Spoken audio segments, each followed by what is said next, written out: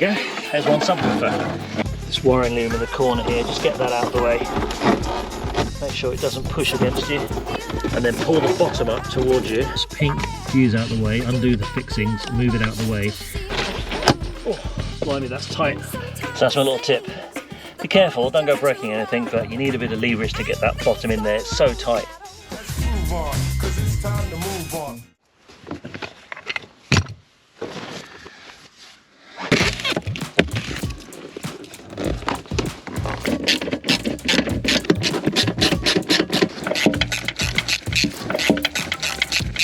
Once you've got all the fixings off, you can pull the top of this metal.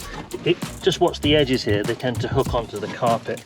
And there you go. So that's where it hooks onto the carpet, and then you've got these bottom fixings here as well. Just there is your little subwoofer.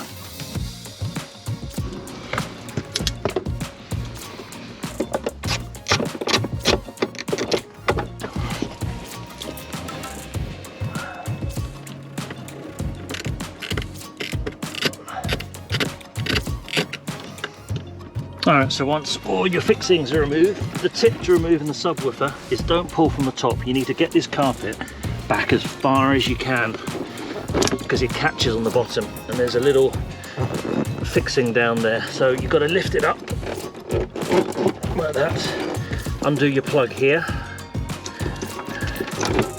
and then pull the bottom up towards you.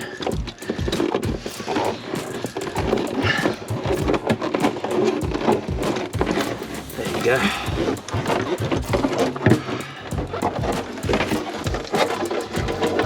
There you go, there's one subwoofer.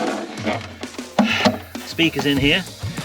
I am thinking about changing this, maybe getting a slightly better one, but using the existing Bose enclosure. But the fixings that you've undone are here, here, and there's another one just there. These ones is where the metal plate goes on the front. And obviously there's your plug.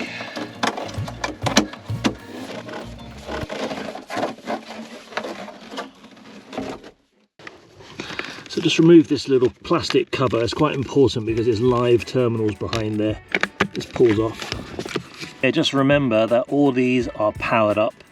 You don't go shorting anything because they are connected directly to the battery. Using the plastic part of my screwdriver just to show you.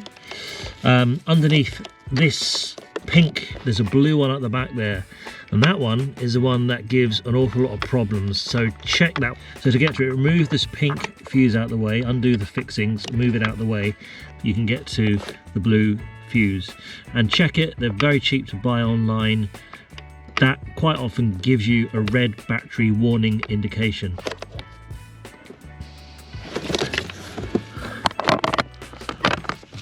Over here, you don't need to bother about going in here. This is just the terminals. So just remember to pop this cover back on. This is the orientation that this cover goes on. So,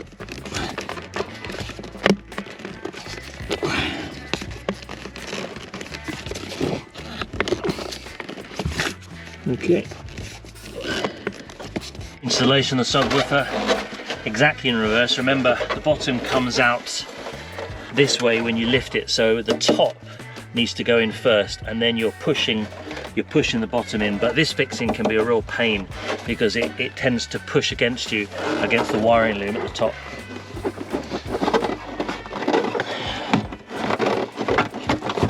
This wiring loom in the corner here, just get that out of the way.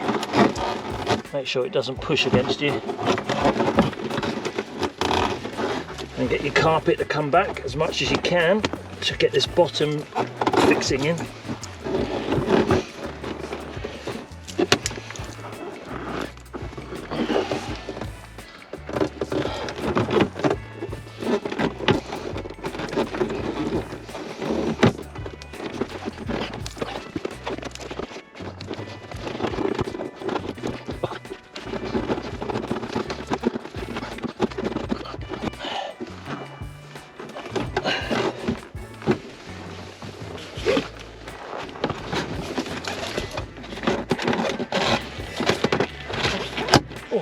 Blimey, that's tight.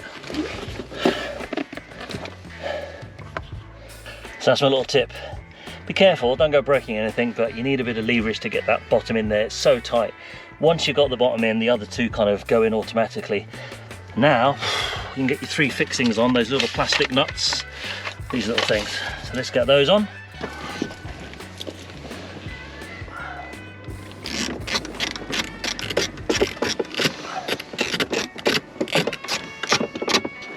I've seen people actually take this complete subwoofer out and then put an aftermarket one. You can get like a shallow JL sub that goes in there.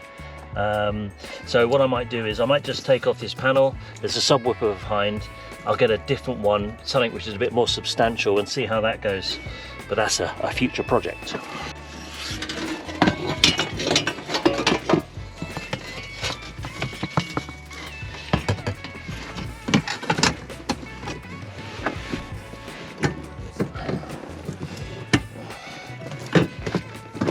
Yeah, so the trick in that one, that's pretty tricky. When you put it back in again, get the 2 in line first. Get this carpet back as far as you can go, and make sure you get those 2 fittings in the slots.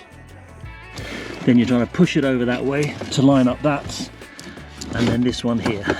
It's probably more tricky to put that back than it is to remove it, but never mind, we got there.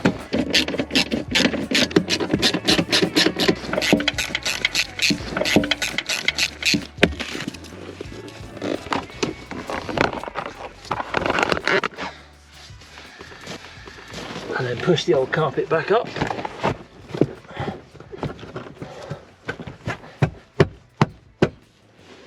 She's all done.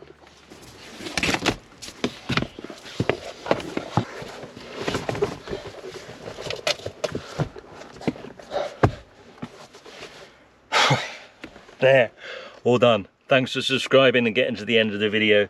Appreciate your support. See you on the next one.